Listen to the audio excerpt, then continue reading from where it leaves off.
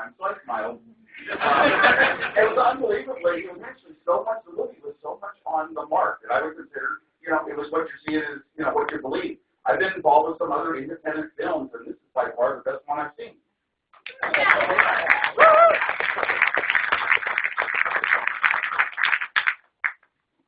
Anybody else? Are we going home? Or? We've got mic on backside, mic on this side.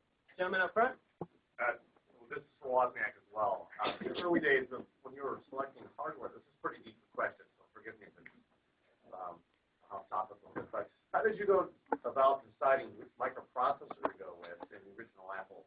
In the early days when I was deciding components, how did I choose which microprocessor to go with for the first Apples? And I was hanging around a club. I'll tell you, the best things I ever did in my life were because I had no money. And same for me. We had no bank accounts. We didn't have valuable assets we could sell to raise any money. We were, none of us had any business experience. Neither of us, we were just, young, in our young 20s. Well, so the Intel, I knew that finally this microprocessor I had this idea of how I was going to finally build a computer, the dream of my life, and the Intel processor was $400.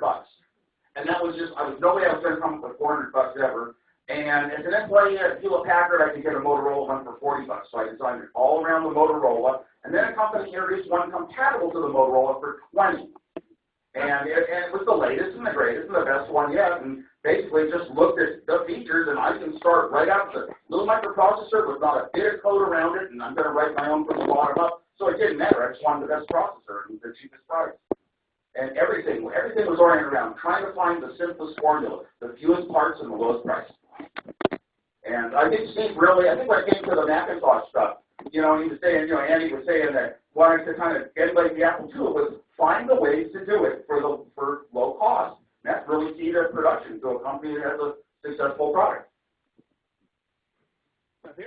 Even before that, you had another product. Do you have any funny stories to tell about your phone freaking days? Even before that, I had another product that I have some funny stories to tell about the phone freaking days. Not in this place right now, but I will say one thing. The Apple II, I think, was the fifth time that I designed something on my own, just for the heck of it, for fun, to give it away, to use.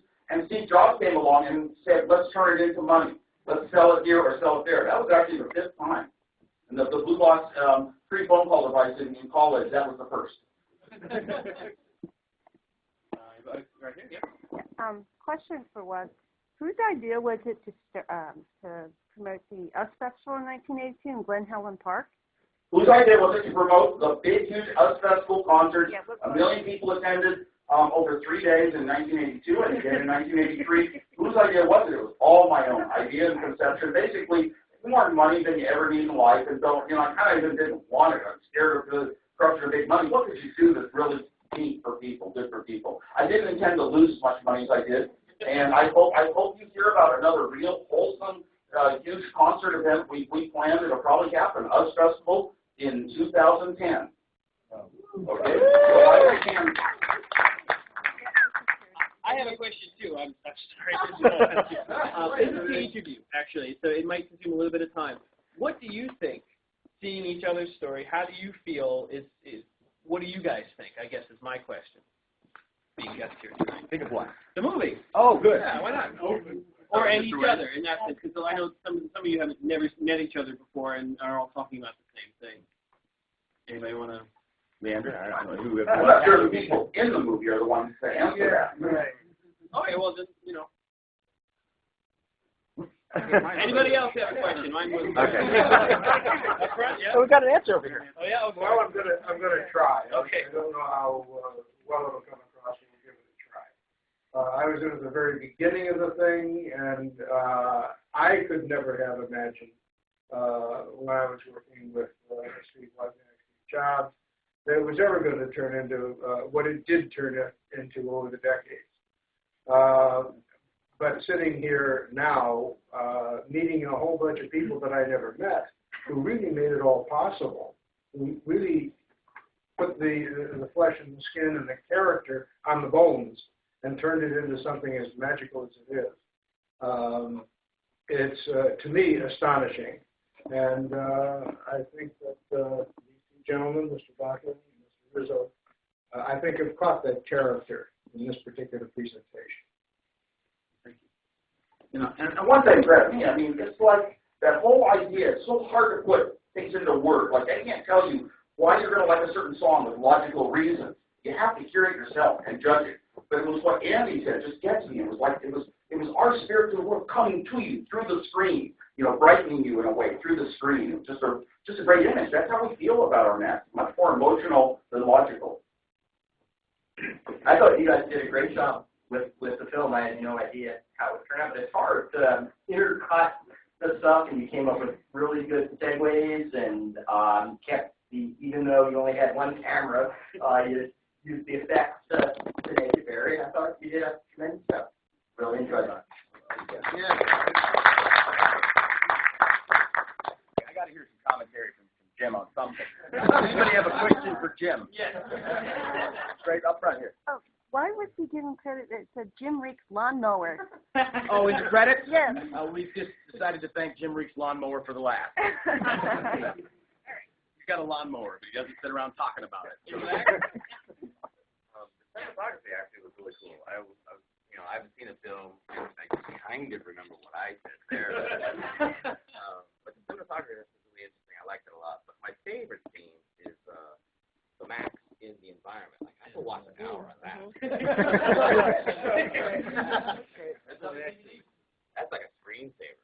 If we knew how to write one, throw it, and we write it. I thought it was very funny. A lot funnier than very different from that kind of material amusing. And of course, you guys did a great job. Great humor. Mine is actually off. Oh. Yeah. Turn it on. The Windows mic. One button mic. Figured it out though. So I don't want to repeat that. I was, very amused by these guys. Unfortunately, I didn't have any fun along. But these guys are very, very funny. It's hard to make this stuff funny. But Jeff and Andy and Guy, I thought was super amusing.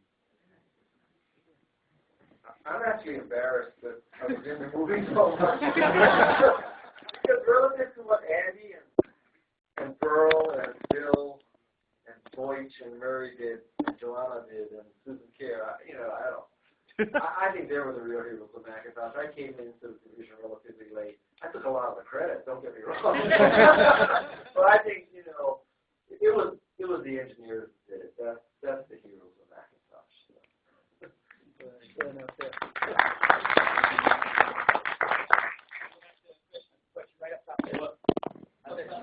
Okay.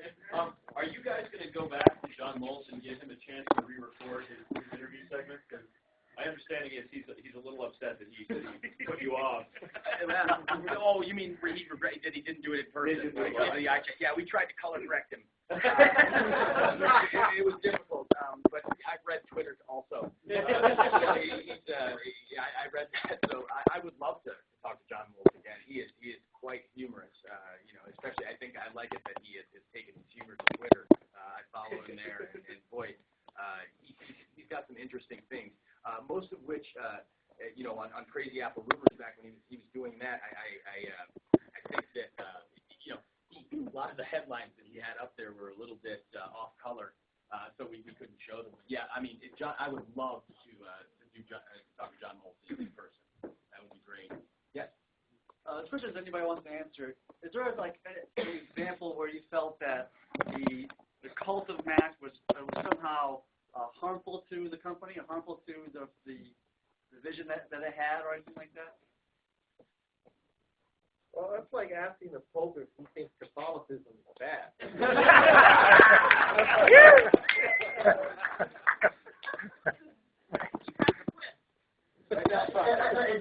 There are some risks with it. There are some risks with the cult aspect, yes. Because then all of a sudden, it's something you'll judge what's good is if it comes from Apple.